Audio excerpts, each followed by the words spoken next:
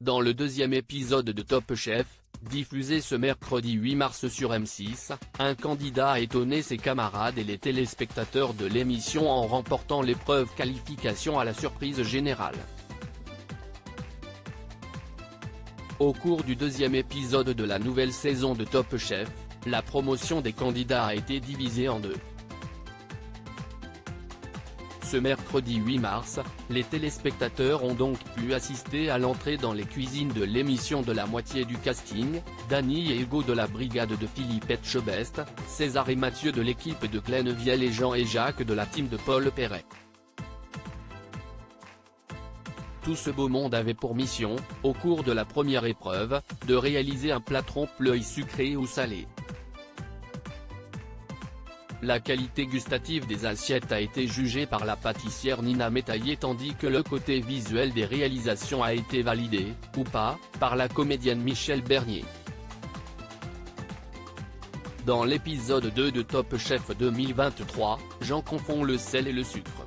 Ce défi imposé aux cuisiniers ne cesse pas dérouler sans accroc, notamment pour Jean.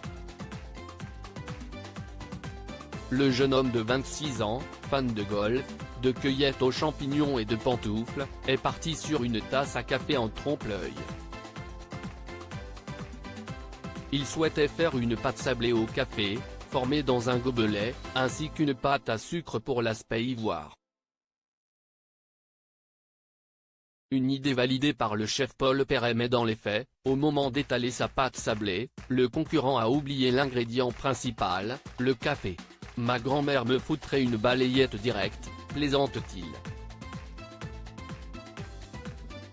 Quelques secondes plus tard, la catastrophe s'amplifie au moment de goûter sa préparation. Putain. PFFF.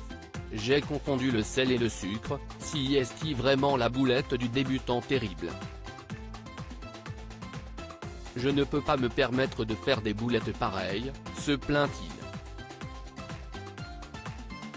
Top Chef 2023, si est-il le casse du siècle, se réjouit Jean après sa victoire alors qu'il reste 1h30 d'épreuve, si est-il comme si Jean n'avait encore pas commencé.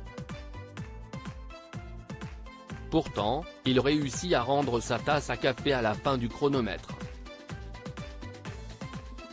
À cause d'un visuel qui manque un peu de finesse, il ne parvient pas à tromper Michèle Bernier qui devine qu'il ne s'agit pas d'un vrai objet. La dégustation de Nina Métaillé, elle, se déroule bien mieux. Ça coule, j'aime bien cette texture, si est-il très onctueux, s'extasie-t-elle.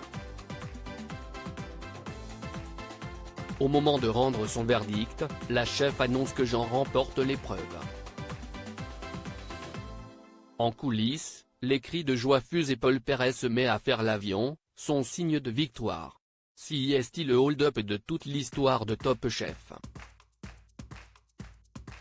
Les jurés vont s'en rappeler, si est-il le casse du siècle, se réjouit Jean. Grâce à sa tasse, plus bonne que belle, le candidat se qualifie pour la suite du concours. À lire aussi Top Chef, Mallory Gapsi et 4 autres anciens candidats obtiennent leur première étoile guide Michelin.